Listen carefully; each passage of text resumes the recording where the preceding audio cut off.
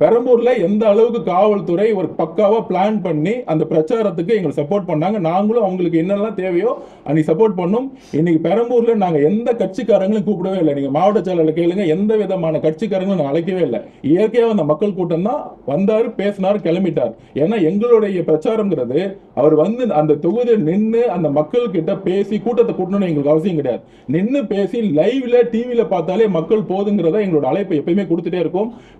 மித்த கட்சி மாதிரி மக்களை ஆர்கனைஸ் பண்ணி வண்டியில கூட்டிட்டு வந்து நிக்க வேண்டிய பழக்கம் எங்களுக்கு கிடையாது. அமைதியான முறையில் அந்த தொகுதியில மக்கள் கடமையாற்ற எங்க தலைவர் வரும்பொழுது ஒரு 20 நிமிஷம் அவர் பேசக்கூடிய பேச்சு மக்கள் கிட்ட டிவி வழியாகவும் சோசியல் மீடியா வழியாகவும் யூடியூப் மூலியம் வந்தாலே போதும்னு நினைச்சுதான் நாங்க பிரச்சாரத்தை உருவாக்கிட்டு இருக்கோம். அதனால கட்சிக்காரர்களோ மாவட்ட செயலர்களோ இந்த கூட்டத்தை கூட்டிட்டு வர பழக்கம் எங்களுக்கு இயற்கையா கிடையாது. ரெண்டாவது, இவர் வெளியே வந்தா என்ன மாதிரி மக்கள் கூட்டம் வரும்னு ஆல்ரெடி தமிழ்நாடு பார்த்துருக்கு. அப்படி இருக்கும்போது காவல்துறைக்கு தெரியாதா பெரம்பூர்ல இருந்து கொளத்தூர் போறதுக்குள்ள என்ன மாதிரி சாலைகள் இருக்கு, எந்தெந்த ரோட பிளாக் பண்ணும் அப்படிங்கிறது ஒரு ஏன் கொளத்தூர் இருக்க காவல்துறைக்கு மட்டும் தெரியல? இதுதான் சூழ்ச்சிங்கிற. இன்னைக்கு ஏதாவது இன்சிடென்ட் நடந்துருந்துச்சுன்னா உடனே திருப்பி வந்து விஜய் வந்து கொலை செஞ்சுட்டாரு, அவருக்கு வந்து வழி நடத்தல, கட்சி நடத்தல. காவல்துறை இன்றைக்கும் அவர் போட்ட கமிஷனர் தான், அவர் போட்ட கமிஷனர் தான் இருக்கிறார். எங்களுக்கு அவர் மேல வந்து எப்பயுமே ஒரு குற்றச்சாட்டு இருந்துகிட்டே இருக்கு. அப்ப தேர்தல் கமிஷன் மாத்தணும்னு கேட்கிறோம். நாளைக்கு கண்டிப்பா அது முறையிடணும் நான் பதிவு பண்றேன். ஒரு கரெக்டான பிளான் பண்ண காவல்துறையை நாங்க தலைவணங்குறோம். எங்களுக்கு யாரையும் குறை சொல்லணும்னு எங்களுக்கு அவசியம் இல்லை, அரசியல் பண்ணல. எங்களுக்கு திருப்பியும் மனித இழப்புகளோ மனித உயிர்களோ ஏற்பட்ட கூடாதுங்கிற ஒரே விஷயத்த நாங்க திருப்பி பதிவு பண்றோம்.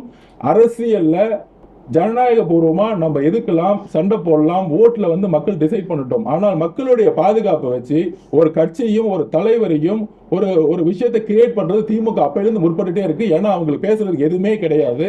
இந்த விஷயத்தை நாங்க திருப்பி பதிவு பண்றோம். திமுக தலைவருடைய ஸ்டாலின் அவர்கள் அப்பையிலிருந்து கரூர் இன்சிடென்ட்ல இருந்து அது பண்ணிக்கிட்டே இருக்கிறாரு.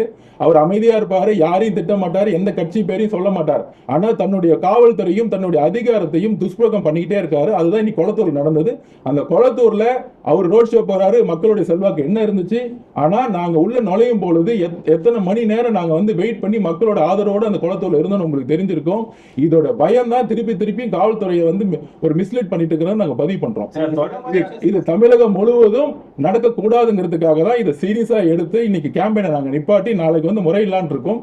காவல்துறையை உடனடியா பொதுவா எந்த ஸ்டேட்ல எலெக்ஷன் கமிஷன் வந்தாலும் ஒரு சுழற்சி அடிப்படையில் மாட்டுவாங்க. இன்னும் மாற்றப்படல. அதை நாங்க கடுமையா நாளைக்கு வலியுறுத்துவோம்.